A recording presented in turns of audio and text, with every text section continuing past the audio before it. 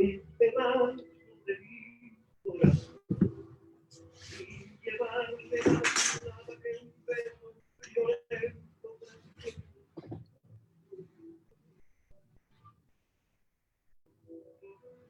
buenas tardes, ¿cómo se encuentran el día de hoy? Que es miércoles 20 de mayo del año de la pandemia de 2020. Bienvenidos a la clase número 46 de esta sesión, donde hemos iniciado un recorrido por todo lo que es la historia del pensamiento criminológico, la construcción del proceso penal y tantas cosas que hemos podido compartir con todas y cada una de ustedes.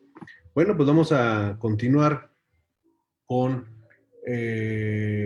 lo que hemos estado platicando. Ayer alcancé a platicarles un poquito sobre esta ley de previsiones generales y hoy vamos a continuar platicando un poco al respecto de ella, de esta legislación. La Ley de Previsiones Generales, que se emite bajo la presidencia de Ávila Camacho, con motivo del estado de guerra en el que empieza a estar México, del lado de los aliados contra las potencias del eje, que eran Alemania, Italia y Japón. Esta legislación, Ley de Previsiones Generales, fue conocida en el ámbito jurídico de la época como leyes de emergencia. Y en síntesis, en el ámbito que a nosotros nos interesa, fue una suspensión de garantías. Suspensión de garantías que iba a tener lugar en cierto tipo de delitos. Hay un numerus clausus, hay una delimitación de en qué tipo de delitos no van a tener garantías quienes se encuentren sujetos a una investigación y a un proceso por los mismos. Sí es algo como lo que se ha entendido o querido entender hasta el día de hoy con una figura que se denomina derecho penal del enemigo, cuya génesis, filosofía y estructura vamos a tratar en su oportunidad. Aquí solamente lo quiero dejar como no un antecedente de, sino como una circunstancia similar, porque el derecho penal del enemigo en su estructura ha existido desde mucho antes de la Inquisición, pero ya hablaremos en su oportunidad de ello. Dedicaremos una sesión completa a platicar sobre el derecho penal del enemigo. Bueno, si se alcanza el tiempo, porque todavía no sabemos cómo vamos a estar de aquí a junio. Lo que sí es un hecho es que de aquí a mayo, hasta donde lleguemos en mayo, ya después veremos cómo haremos la dinámica, si se mantiene igual, pero bueno, ya nos preocuparemos de ello después. Ahorita vamos a lo que son las leyes de emergencia. Estas leyes donde el Ministerio Público Federal adquiere pues una fuerza que no había tenido en ningún momento previo. Estas leyes de emergencia están acompañadas por las reformas que se hicieron al Código Penal Federal, donde se creó el delito de disolución social, del que ya nos hemos referido en la sesión anterior, y que se presentó un caso curioso de esta legislación, de su aplicación concretamente, que ahorita se los voy a compartir.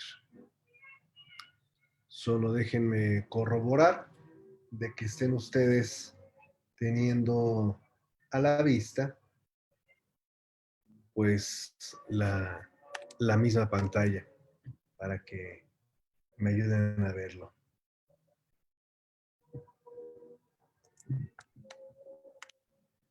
Y es un caso especial porque miren ustedes de lo que se trató.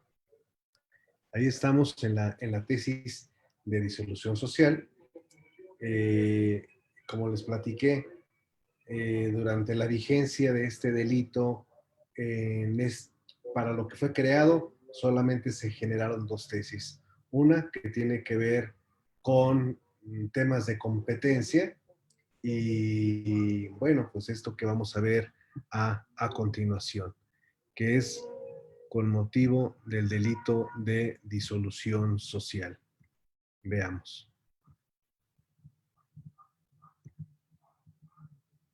Es una tesis del año 1945, ya en las postrimerías de la Segunda Guerra Mundial, y dice, el grito de un ebrio arrojado en un centro de vicio, el lord del jefe de Estado con el que el país está en guerra, aunque revela carencia de patriotismo y desconocimiento de los deberes cívicos inherentes a un buen ciudadano, no puede, sin embargo, ser considerado como la propaganda política sostenida, múltiple difusora de ideas encaminadas a predicar ideas tendientes al desconocimiento de esos deberes cívicos, que traiga como consecuencia la perturbación del orden público o la afectación de la soberanía del Estado mexicano, a que se refiere el citado artículo 145 reformado del Código Penal.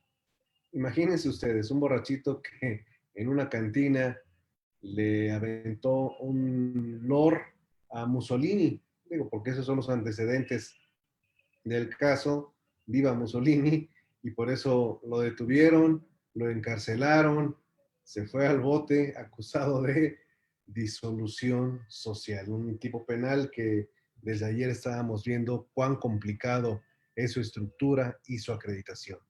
Bueno, pues en el tema de lo relacionado con las leyes de emergencia, quiero compartirles algunos criterios que nos permitirían ubicarnos en ese entorno y entender cómo se estuvo aplicando esta legislación del estado de emergencia. ¿Se acuerdan cuántas veces hemos platicado aquí de los salteadores de caminos, del vandalismo social? Creo que más de 5 o 6 sesiones hemos tocado de manera recurrente este tema. Estamos en 1946. Vean, este es de 46 nada más. Aquí es un asunto donde se dirime un tema de competencia. Hablan de la ley de prevenciones generales, que es la que nos hemos estado refiriendo, y se castigaba con pena de muerte a los salteadores de caminos en plena etapa bélica. Es decir, desafortunadamente, el tema de la criminalidad por parte de los salteadores de caminos seguía tan vigente como la guerra misma.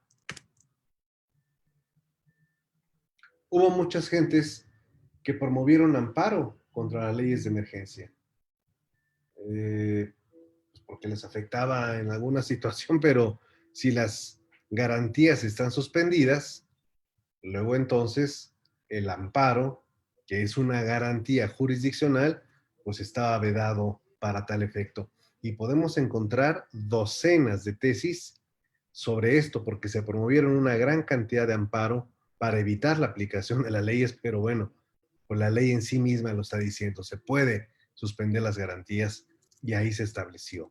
Ahí tenemos esta tesis que nos habla de la improcedencia del amparo contra este tipo de determinaciones. Tenemos esta otra que quiero llegar para plantear el tema que he venido platicando. Otra tesis sobre la improcedencia del amparo ante estas cuestiones y vamos a otras más.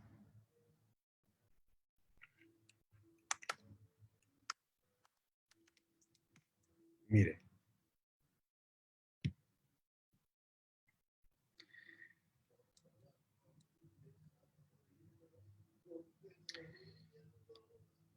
Fíjense esta tesis, es interesante. Leyes de emergencia que suspenden las garantías individuales. Amparo procedente por indebida aplicación. Vamos a ver. La restricción de la garantía del artículo 16 constitucional se contrae exclusivamente, según el artículo 13 de la Ley de Prevenciones Generales, relativa a la suspensión de garantías, a la autorización concedida al Ministerio Público para practicar toda clase de investigaciones y visitas domiciliarias de carácter policiaco, sin necesidad de la orden previa de la autoridad judicial, así como para proceder a la aprehensión de personas y al aseguramiento de cosas si se tratare de los delitos a que se refiere el artículo 12 de dicha ley, sin la indicada formalidad.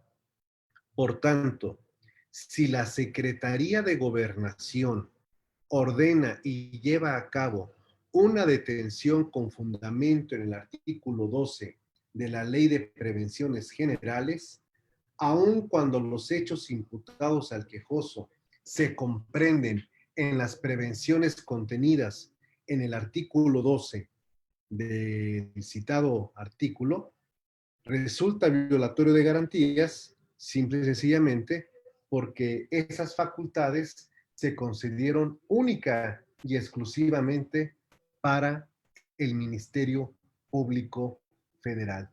Si esto era así, entonces, ¿por qué Gobernación está queriendo meterse en una temática que no le corresponde? Ah, bueno, pues aquí viene parte de algo interesante. Eh, Voy a compartirles la pantalla de este tema que nos va a alcanzar para poder ir entendiendo algunas cosas que pasaron en nuestro país. Miren ustedes. Vamos a ver. Y ahora compartimos esta presentación.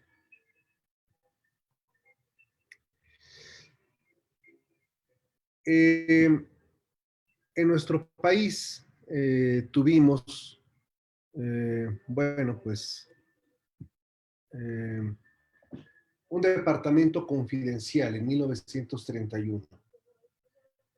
Este departamento confidencial tiene como funciones investigar la verdad, vean qué filosóficos, qué aspiracionales, investigar la verdad para auxiliar al gobierno y proporcionar discreta, fiel e inteligentemente los datos de orientación que se le piden, para de esa manera colaborar en el perfeccionamiento del gobierno revolucionario y la colectividad nacional. Esto es una poesía. ¿Se acuerdan que ayer les platiqué de León Trotsky y les platiqué de este organismo de asuntos internos para el pueblo? Bueno, pues esto está copiado a calca, está a semejanza fiel de ese organismo de la Unión Soviética. Todos los ejércitos van a tener este tipo de departamentos. Que no nos vengan a sorprender ahora, que las libertades, no, esto ha sido común. Y después de la Segunda Guerra Mundial, este tipo de organismos se van a empoderar. Lo vamos a ver en su momento. Pero vean, investigar la verdad para auxiliar al gobierno y proporcionar discreta, fiel e inteligentemente datos de orientación que se le piden para de esa manera colaborar en el perfeccionamiento del gobierno revolucionario y la colectividad nacional. Dicho en otras palabras, es un departamento de inteligencia, pero que además va a ser operativo, que es donde vienen los riesgos. El departamento confidencial contaba de esta estructura, jefe, subjefe, y tiene estos grupos. Vean, grupo 1, departamento central, delegaciones, inspección de policía, tráfico y gendarmería. Grupo 2, Secretaría de Guerra, Jefatura de la Guarnición de Plazas, Centros Militares, Secretaría de Hacienda, Dirección General de Aduanas y Ferrocarriles. Grupo 3, Comunismo, Agrarismo, Laborismo, Caballeros de Colón, teatros, cines, cantinas, cabarets y casas de tolerancia. Todo eso está infiltrado como trabajo del departamento confidencial. centros, alianzas, partidos, sindicatos, prensa, tranvía, camiones, secretaría, industria y comercio, Cámara de Diputados, senadores, Partido Nacional Revolucionario, Secretaría de Comunicaciones, políticos, individuos nacionales y extranjeros de conducta dudosa. Todo esto es el objetivo del departamento confidencial que les he platicado. Bueno, aquí está lo que ya platicamos del artículo 33. Y este departamento confidencial es el que lleva a cabo detenciones por órdenes de la Secretaría de Gobernación. Pero pues como lo acabamos de ver nosotros, pues no puede llevarse a cabo una detención por parte de autoridades que no son las que estaban autorizadas para tal efecto, que es lo que ocurrió en el caso que les acabo de presentar. Ahora bien, esta es la tesis 3071-55. Vamos a ver estos otros casos. Estamos en la primera parte, la primera cincuentena del siglo XX. Asalto en despoblado. El asalto en despoblado subsiste, como lo estaba platicando hace unos instantes, pero venía el problema de la competencia. ¿Quién va a conocer de un delito de asalto en despoblado?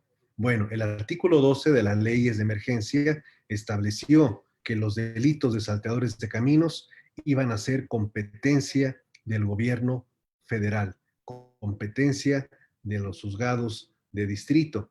Bastaba con que se dé en despoblado para que se actualice la competencia. Vean la manera en cómo se refería la Corte a esta circunstancia. Dice, ahora bien, puesta en claro por la propia autoridad que lo expidió la intención del primero de los dichos decretos para establecer si el caso es de la competencia de la autoridad general, debe dilucidarse con absoluta independencia de los móviles de los delitos cometidos por los acusados, si se trata de un hecho realizado en camino o en despoblado, ya que este es el único requisito para fijar la competencia de la autoridad federal y conforme a lo establecido en el propio decreto, se considera despoblado todo lugar que por su distancia a un centro de población o por el reducido número de sus habitantes no proporcione elementos para resistir el ataque de los malhechores. Bueno, pues esta situación de despoblado es lo que finca la competencia al fuero federal. En la época de guerra, las autoridades estaban concentradas en evitar que hubiera una invasión a México, que hubiera traidores a la patria. Y por lo tanto, al estar concentradas todas las autoridades en esta misión, la seguridad pública quedó de lado. A ello obedece que el asalto en despoblado se hubiese incrementado de manera preponderante.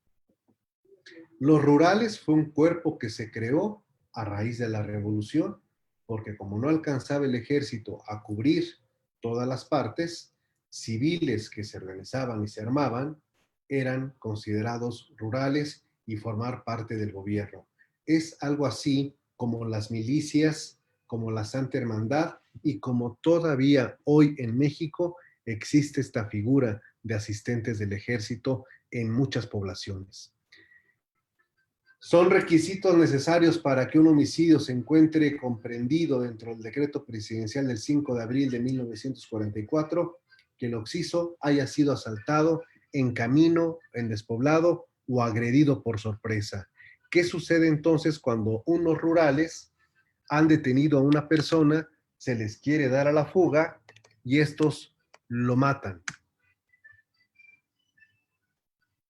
Aquí, este es el mismo, perdone. Porque ante esta situación se va a presentar con mucha recurrencia lo que se va a llamar la ley fuga, la aplicación de la terrible ley fuga. Van a decir, bueno, pues que se nos resistió, ya nos los llevábamos detenido y pues le tuvimos que dar un plomazo.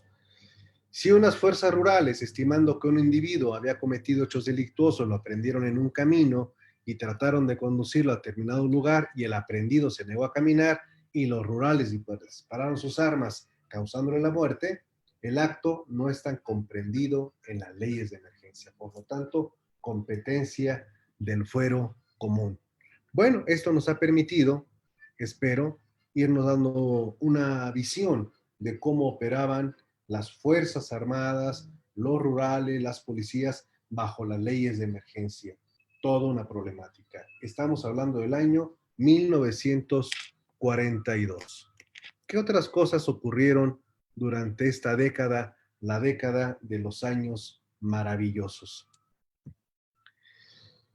La guerra estaba en su apogeo. Si queréis ir en peregrinación al lugar donde nació vuestra constitución, id a las montañas donde cayeron los partisanos, a las cárceles donde fueron presos, a los campos donde les ahorcaron, allá donde ha muerto un italiano para recuperar la libertad y la dignidad. Id, oh jóvenes, nuestra constitución está ahí. Piero Calamandrei. ¿Han oído hablar de Piero Calamandrei? Bueno, antes de Piero Calamandrei, esto es lo que tiene que ver con una canción extraordinaria de los partisanos. Los partisanos en el sur de Italia son quienes se van a oponer al fascismo, quienes se van a oponer a Mussolini, quienes se van a oponer al nazismo. Porque recuerden que en un momento dado Mussolini fue hecho preso y Hitler fue y lo rescató. Y es cuando Alemania invade Italia. Y es entonces cuando se genera este movimiento de los partisanos. Y el himno de la rebelión partisana es el que ahora se ha conocido gracias a esta serie La Casa de Papel. Bella Ciao, que es una canción extraordinaria. Esta, la que están escuchando ahorita de fondo, es la versión original. Hablando de música, los rusos no se quedaron atrás, ¿eh? Los rusos crearon una canción también que ya era vieja, pero la hicieron a su modo para motivar a las tropas. Mientras los partisanos tenían Bella Ciao, los rusos tenían esta canción adorable, extraordinaria que se llama Katyusha. Katyusha, que es una belleza, es un poema de canción. Luego se las comparto para que las puedan ustedes escuchar. Pero a ver, le estaba platicando de Piero Calamandrei. Y aquí déjenme hacer un alto en el camino porque se los quiero contar bien. Piero Calamandrei es un autor muy conocido, muy reconocido en el ámbito procesal. Pero tiene un libro que se llama Elogio de los jueces. Olvidé bajarlo, pero bueno, luego se los presto, o luego les comparto, porque por ahí debe haber alguna edición en internet. Piero Calamandrei, Elogio de los jueces. Este libro tiene una anécdota maravillosa de Piero Calamandrei, maravillosa. ¿De qué va esta anécdota? Dice Piero Calamandrei que su papá era abogado, y como su papá era abogado, Piero Calamandrei decidió también ser abogado. Bueno, pues entonces Piero Calamandrei llega y se queda, pues hagan de cuenta así, ¿no? Con el escritorio de su papá, ¿no? Aunque este no es propiamente el escritorio del papá de Calamandrei, pero ahí está el escritorio, ¿no? Bueno, pues ya que está ya posicionado en él, está escribiendo Piero Calamandrei y pum, se le cae su pluma. Su papá había sido un gran abogado, muy conocido, muy destacado, muy exitoso. Bueno, se le cae una pluma. Y entonces Piero Calamandrei, que ya cursa algunos kilitos y algunos años, pues le cuesta trabajo y dice, bueno, voy a tener que agachar para recoger la pluma. Entonces hace para atrás su sillón, se agacha, está buscando la pluma y en eso se da cuenta que en un lado del escritorio hay una puerta, hay una puertita que nunca había visto. Es una puertita que no da a un cajón, porque había un cajón que no abría. Pensó que era una descompostura, ¿no? Entonces, ahí está una puertita. Y empieza a buscar la llave con desesperación por todos lados, ¿no? Logra encontrar y recordar que había unas llavecitas y bingo, abrían. Entonces abre esa parte y él pensó que iba a encontrar tesoro, que iba a encontrar dinero, porque si lo conviene, ahí voy a encontrar algo, ¿no? Lo que había eran como, la que siempre presumo, eran unas libretas, ¿no? Unas libretas ahí, que cuando la abre, se da cuenta que están escritas a mano con la letra de su papá. Y dice, ay, mira, a lo mejor me dejó un testamento, me dejó algo, ¿no? O me dejó algunos consejos de cómo resolver un caso. Y empieza a ver, empieza a ver, empieza a ver, empieza a ver. Cuando va leyendo, se va dando cuenta, dice, ¿cómo es posible? Wow, dice. Y se da cuenta del secreto que tenía su papá para ganar los casos. En su libretita, lo que hacía Piero papá era anotar los nombres de los jueces con los que iba a tener un caso y tenía toda la investigación de ese juez.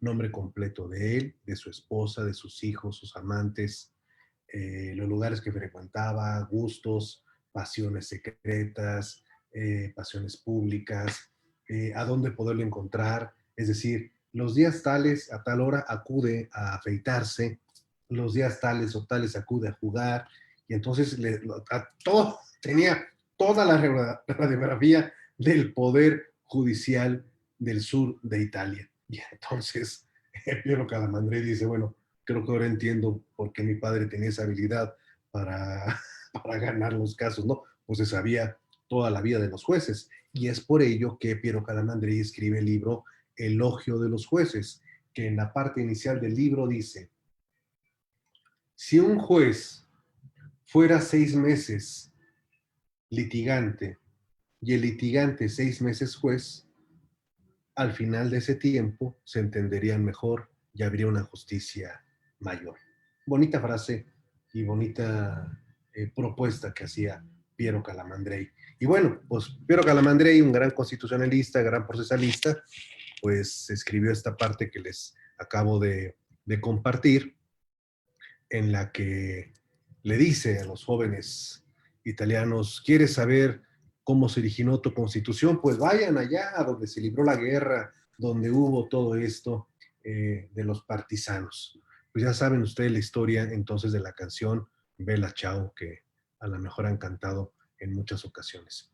Ahora, vámonos a esto que les quiero platicar, que tiene que ver con un tema que pues, nos agobia.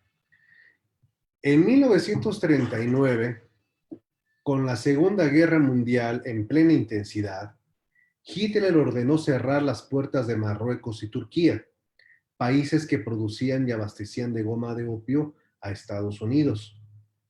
La goma servía para elaborar algunos de los medicamentos necesarios en los frentes de guerra. Ante esta situación, el gobierno gringo descubrió que las sierras de Sinaloa, Durango y Chihuahua tenían el clima propicio para la producción de adormidera, que es lo que ya les platiqué que vienen haciendo los chinos. ¿Lo recuerdan? Bueno, esto nos lo dice Alfaro Leónidas en un libro que se llama Tierra Blanca. De acuerdo con el testimonio del sociólogo Raúl Valenzuela Lugo, publicado en el artículo El cultivo del opio en Badiraguato, el inicio del conflicto bélico en Europa y la expulsión de los asiáticos fueron los factores determinantes para que en 1940 extranjeros llegados de diversas partes del mundo, apoyados por magnates de gran poder económico en la región, se dedicaran al cultivo de plantas narcóticas o estupefacientes. Las zonas de mayor cultivo, ojo, Alisos, San Javier, Santiago de los Caballeros, Otatillos, Tamiapa y Tepeacan.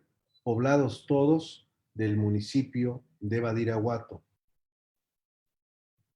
El narcotráfico ha sido estudiado en México desde perspectivas antropológicas y sociológicas. Hay obras extraordinarias y muy importantes, les voy a compartir algunas de ellas, porque para combatir un fenómeno no se puede hacer si no se conocen sus causas, sus orígenes. Solo quiero comentarles en este momento que en un espacio geográfico de 60 kilómetros cuadrados, 60 kilómetros cuadrados. Ahí han nacido los grandes dirigentes o los grandes criminales del narcotráfico en México, en un espacio de 60 kilómetros cuadrados. Cuando uno estudia y analiza esta situación, se preguntaría, ¿y si esos 60 kilómetros cuadrados se extrajeran y se desaparecieran, como proponía en su momento Enrico Ferri? ¿Se resolvería el fenómeno? No. La cuestión de esos 60 kilómetros cuadrados entre los que se encuentran estas poblaciones es que son de los municipios con mayor pobreza económica y de habilidades. Son municipios serranos, son municipios a donde no llegan los estudios, las escuelas, las clínicas. Quienes de aquí nos estén viendo y que sean de Durango, de Chihuahua, de Sinaloa, o que hayan visitado esas zonas, no nos negarán las condiciones que aún hoy en la actualidad de pobreza siguen viviendo. Entonces, esta situación, si la aplicamos con Merton, que creo que hicimos un ejercicio sobre ello, sí creo que hicimos un ejercicio, cuando él decía, ¿pobreza es igual a crimen? No. ¿Pobreza más limitación de oportunidades es igual a crimen? No. Pero pobreza, limitaciones y un objetivo de éxito impuesto sí van a producir criminalidad, que es lo que pasa no solamente en estas regiones, sino en muchas otras de Guerrero, de Michoacán, de Veracruz, de Tamaulipas y otras partes del país. Pero bueno, aquí estamos hablando de este fenómeno y vean, en 1941 fue Ávila Camacho.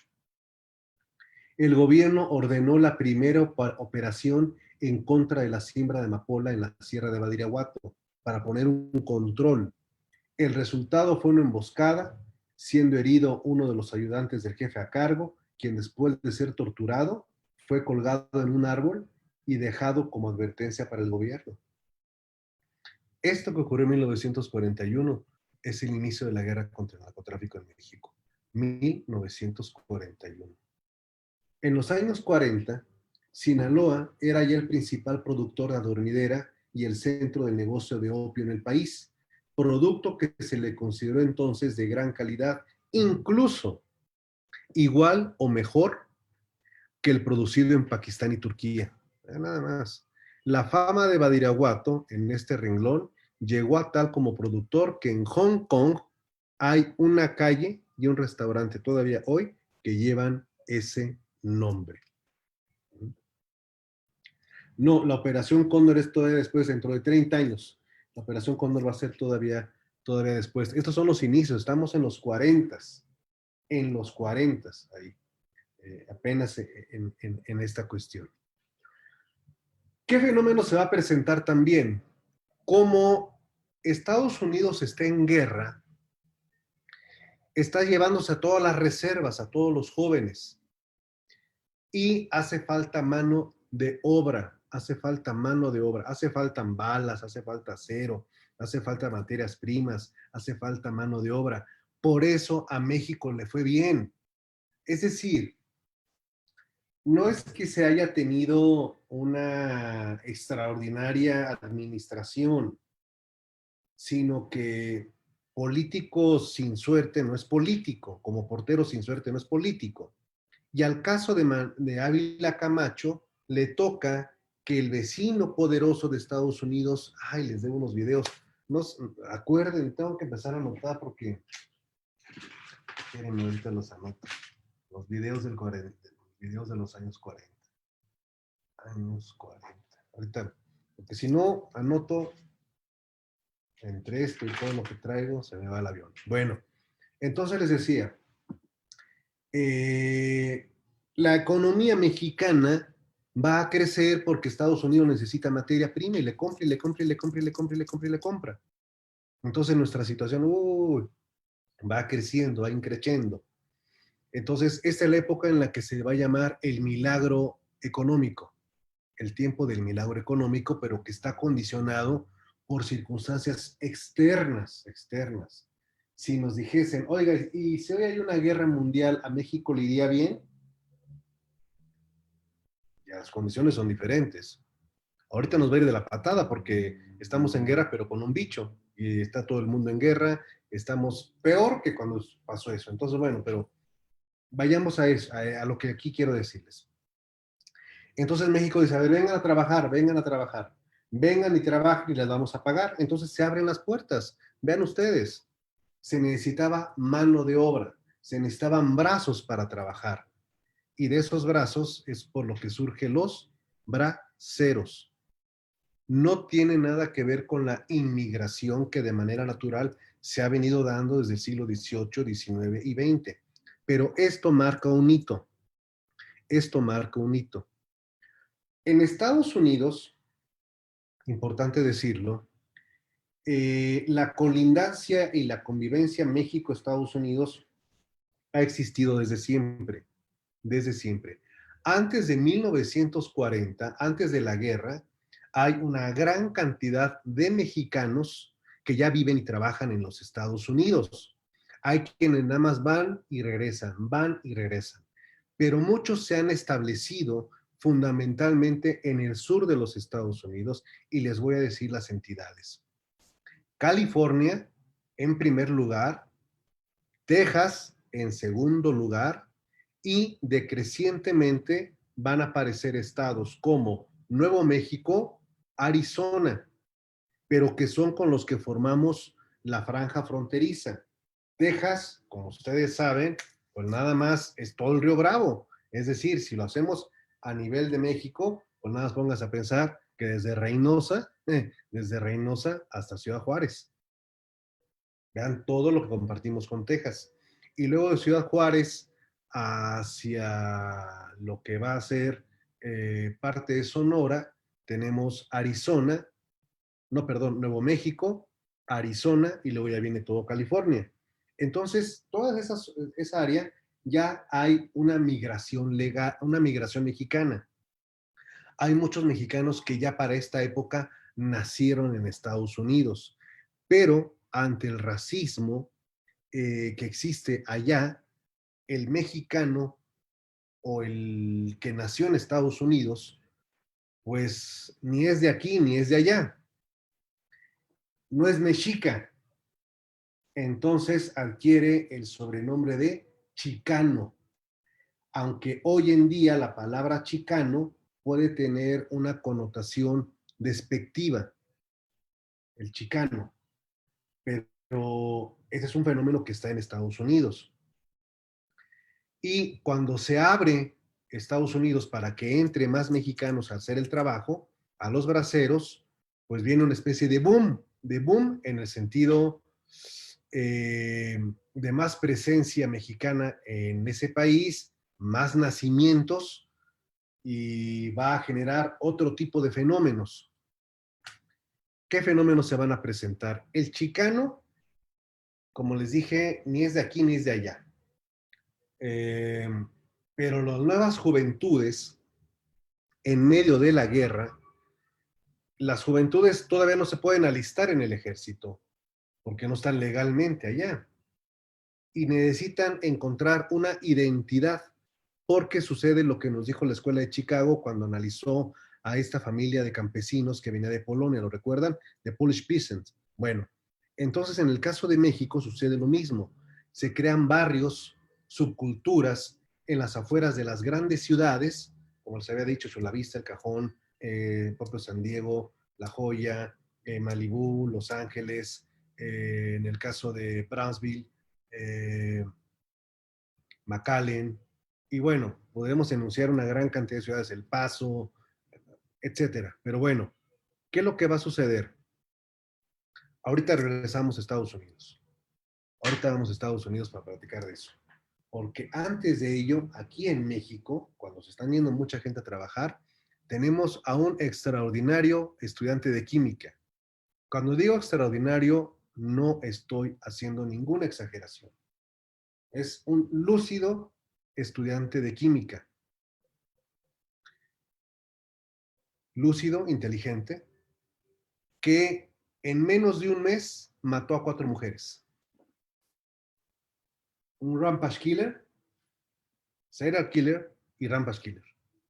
Es un asesino serial que tuvo una corta actividad muy dañina porque mató a 4 mujeres de manera terrible. No hay homicidio que se justifique, salvo los que se cometen en las guerras. Ese es un discurso que en su momento vamos a abordar. El de la legítima defensa, que está justificado, por supuesto. Pero aquí tenemos a un criminal. El que haya sido un extraordinario químico no le quita lo criminal. Lo que a él le pasó en la infancia tampoco le quita lo criminal porque arrebató 4 vidas de manera cruel, de manera cruel. Dejó a 4 familias destrozadas para siempre. Pero él dijo, a mí me examinaron como 48 o 50 médicos.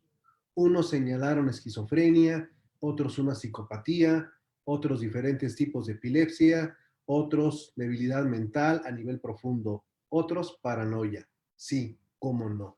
Esto lo escribe él, esto lo escribe esta persona que están ustedes viendo en 1942. Bueno, no lo escribió en 1942, lo escribió después, cuando hace sus memorias en Celda 16, que es como se llama el libro.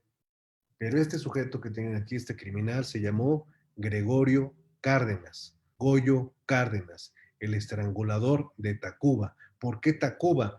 Pues porque cuando se independizó de su madre, porque ya tiene una beca de Pemex, porque al ver el destacado nivel de coeficiente intelectual que tenía, Pemex lo contrata, siendo estudiante, le da una ferecita, él se independiza, renta una casa en Mar del Norte, en el barrio de Tacuba, allá en la Ciudad de México, y a los 4 meses es cuando empieza a cometer los crímenes.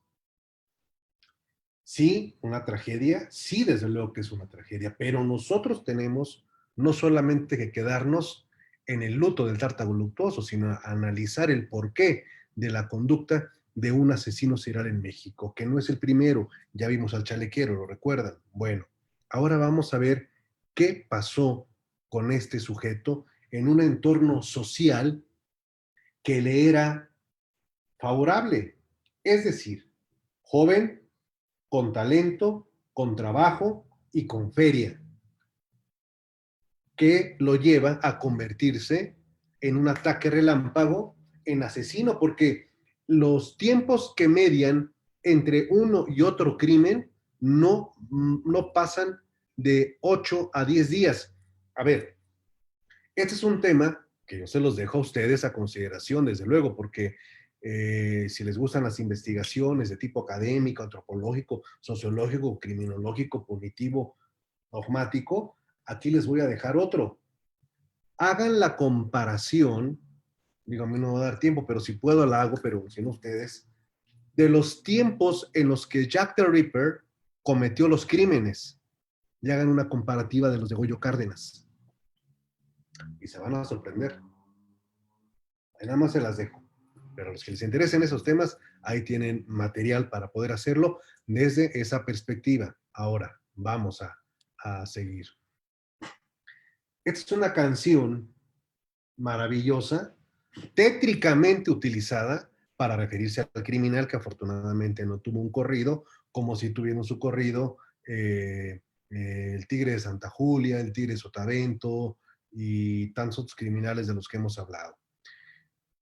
Esta canción se llama La Feria de las Flores, hermosísima, que en una de sus estrofas dice, te he de ver trasplantada en el huerto de mi casa. La población hablaba de esta rola, pues, refiriéndose a este criminal, Goyo Cárdenas. Bueno, vamos a ver algunas imágenes por razones obvias de este criminal, que entre 3 víctimas, algunas de ellas menores de edad, 3 eran sexoservidoras, dedicadas al sexoservicio, que confiadas en el punto de que iban a realizar un acuerdo carnal económico, caen en las garras de este criminal, van a su casa y este sujeto las mata a través de la asfixia. Las 4 fueron asfixiadas. No utiliza armas de fuego. ¿Eso es un indicativo? Claro que es un indicativo. Es un indicativo en la investigación criminal.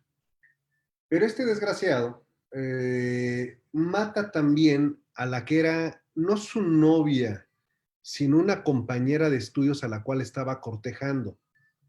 Eso es lo que destapa e impide quizá que haya cometido más crímenes, más feminicidios, porque a su compañera de estudios la invita a su casa, ella pues no accede, en el carro la golpea, la domina, se la lleva, la introduce a la fuerza y ahí la mata.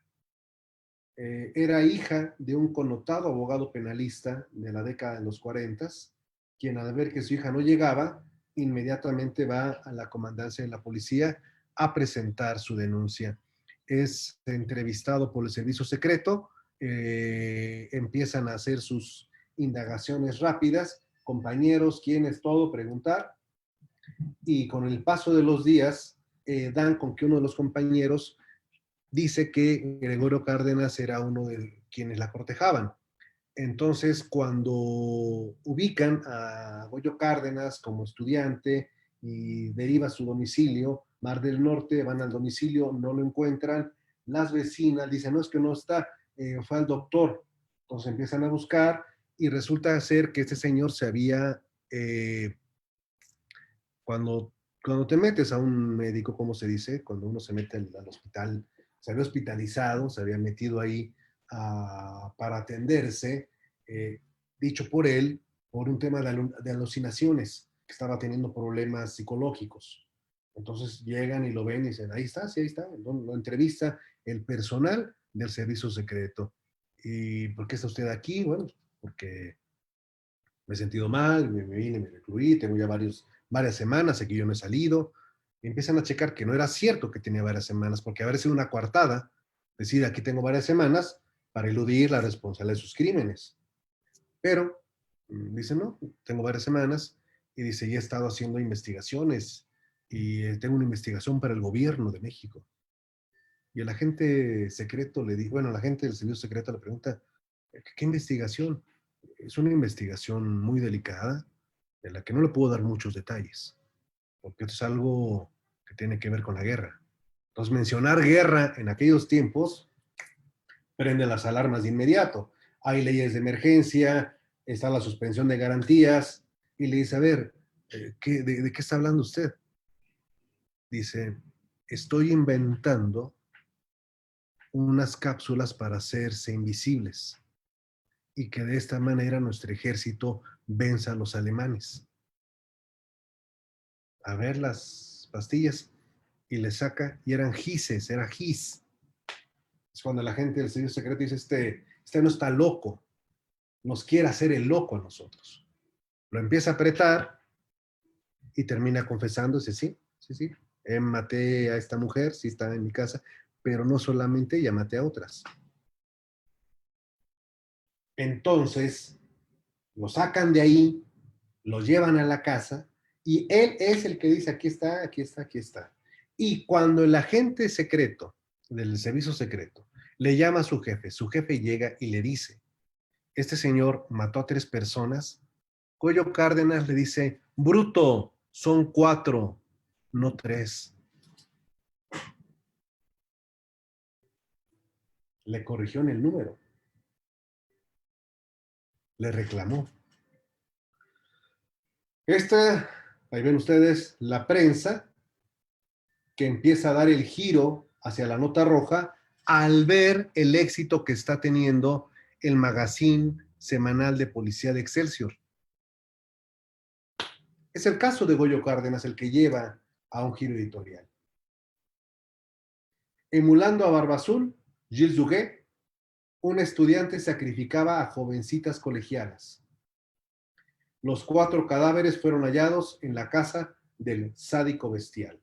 Ah, porque cuando les platiqué de la nota roja, hay un libro que no recuerdo, tengo que tratar de recordar cuál es y encontrarlo entre mi biblioteca, donde un aspirante a reportero a la nota roja llega con el editor. Y el editor le dice, ¿tú quieres trabajar de reportero a la nota roja? Le dice, sí. Bueno, a ver, dime, cuéntame de un homicidio. ¿Cómo? Sí, cuéntame de un homicidio. Cuéntamelo. Dice, bueno, pues una persona iba caminando en dirección a su casa, llegó un asaltante, sacó un arma y le pidió sus cosas y como se resistió, le disparó y lo mató. Dice, no, señor, así te vas a morir de hambre, le dijo. Dice, pero ¿por qué? Tú no puedes decir eso. Tú tienes que decir, un inocente cristiano deambulaba en las peligrosas calles de la capital, arriesgando su vida rumbo a su casa ante la alta ola de criminalidad, cuando de repente se encontró con un sujeto que le sacó ¿qué? Y se dice el aspirante a reportero, la pistola. No, señor, una pavorosa 45. Tú no puedes decir una pistola, tienes que ponerle calificativos para que la gente se impacte, eso es lo que a la gente le gusta. Si pones que le disparó y ya, la gente ni le va a interesar, tienes que ponerle ánimo, tienes que ponerle calor a la nota. Pavorosa 45. Y aquí lo estamos viendo, ¿no? Por ejemplo, del sádico bestial. Tienen que encontrar frases que conecten.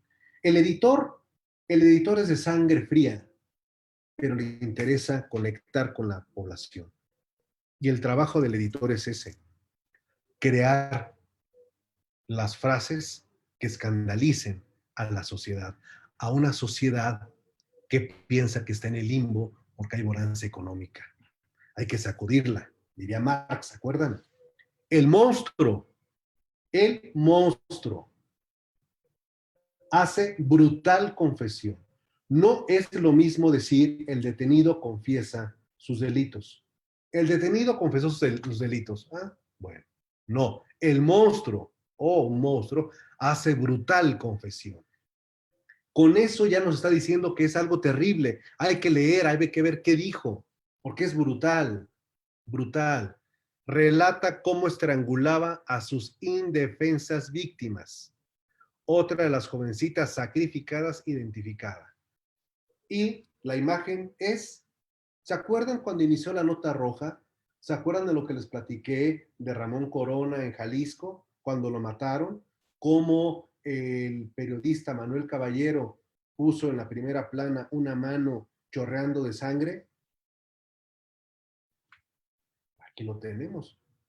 Es la cabeza del autor, del monstruo, llena de sangre. Atrás es sangre, es rojo, es sangre. Impacta. La nota roja va a tener una historia que la vamos a seguir aquí, ¿eh? Ojo, porque quizá para quienes han vivido en la Ciudad de México, quienes han tenido contacto más en el centro del país, preguntarán, la alarma. No, alarma todavía no surge. La revista Alarma todavía no nace. Todavía no, estamos en el año 42. Aquí apenas está el magazine de policía y empieza la prensa ya a decir, este va a ser nuestro giro, esto es lo que vende. Porque claro, con este tipo de crímenes, el rodaje se duplica para vender el periódico. Y business es business. Y desgraciadamente, el delito vende. Ahora sí vamos a Estados Unidos, mientras este desgraciado, pues si vas, no, todavía no los termino de platicar, se lo llevan, está detenido y quien lo va a entrevistar, perdonen ustedes, se me barre la cinta, quien lo va a entrevistar es, obvio, el maestro de maestros, Alfonso Quirós Cuarón. Él es quien va a hacer la entrevista, analizarlo. Y el análisis y la investigación que realiza Quirós Cuarón resulta que este monstruo, cuando niño, padeció encefalitis. Y se estima que la encefalitis pudo haber desencadenado esta psicopatía. Cuando él se le preguntó que por qué mató a 4 mujeres, no en descargo, sino en justificación, dijo que había tenido una novia, da el nombre, y que esta mujer lo había terminado rechazando de una manera, según él, de una manera desafortunada para su dignidad. Y dice que de ahí entonces se le tomó coraje y odio a la mujer. Y que terminando de satisfacer su instinto carnal, sentía una repulsión hacia ellas y que por eso las mataba. Que mataba cuando sentía la pulsión carnal. Él le dijo el pinchazo carnal. Cuando tenía el pinchazo motivante a una relación, iba, buscaba y terminaba, y al terminar venía su reacción irascible de privar de la vida a sus pobres víctimas. Goyo Cárdenas estuvo en Lecumberri, pero hábilmente convenció a las autoridades de que su padecimiento era mental. El dictamen del maestro Quirós Cuarón pues es puntual y se le lleva a la Castañeda. ¿Se acuerdan que hablamos de la Castañeda ya por la Ciudad de México en Plateros, por aquellos rumbos? Se va, ahí queda y se fuga. Se fugó con otro paciente. A los 20 días son encontrados en unas playas de Oaxaca. No puedo ahorita tener la certeza porque no recuerdo si estaban en Puerto Escondido, en Playa Angelito, no lo recuerdo. Y cuando lo detienen los del servicio secreto y le preguntan, ¿por qué te escapaste? ¿Saben qué contestó el cínico? Dijo, no, señores, yo no me escapé, me vine de vacaciones, pero aquí estoy. Y órale, de regreso para Lecumberri, a cumplir con su condena, que era de 40 años más o menos, 30 años, 35 años, 40 años más o menos. Bueno, sus familiares se movilizaron para conseguir el indulto. Sí, como les había dicho, un alto coeficiente intelectual que lo llevó a estudiar psicología, psiquiatría y derecho. Sí, derecho. Se recibió de licenciado en derecho. Y le fue concedido el indulto presidencial. No solamente eso, se le hizo un reconocimiento y homenaje en una sesión solemne del Congreso de la Unión, la Cámara de Diputados, porque era un ejemplo de reinserción social. Afortunadamente, Quirós Cuarón no alcanzó a llegar porque tenía una ocupación, si no tenía que haberse puesto de pie y tener que aplaudirle. Quien tuvo que ponerse de pie y darle unos aplausos a regañadientes porque estaba en la butaca de invitados especiales fue nuestro maestro, el doctor Celestino Porte Petit Candaudap, quien dice, no tuve de otra porque yo no me quería levantar y todos se ponen de pie, estamos ahí, me levantan, me ayudan a levantarme, ya me pongo ahí medio a aplaudir. Dice, ¿por qué no, cómo le voy a aplaudir a un criminal? Pues obvio, el maestro Porte Petit sabía de penal, era el gran penalista, sabía la historia de este personaje, pero ahí estaba en un entorno político, donde los políticos diciendo, sí, miren, el político utilizando un criminal para decir, vean, nuestras cárceles sirven. Aquí está el ejemplo de la readaptación social que busca el Estado mexicano. Así. y se dedicó a litigar. Se dedicó a litigar Pollo Cárdenas. Llevaba sus asuntitos, tramitaba sus amparitos, todo eso. Falleció, creo que a principios de los 90. No traigo ya el dato. No traigo el dato a la mano, pero lo que sí traigo ya es retraso en el tiempo que les estoy quitando. Muchas gracias a todas y todos ustedes. Quédense en casa, por favor, no salgan, cuídense mucho y si me lo permiten, nos vemos aquí mañana en punto de la 1 de la tarde. Un fuerte abrazo para todas y para todos. Nos vemos mañana.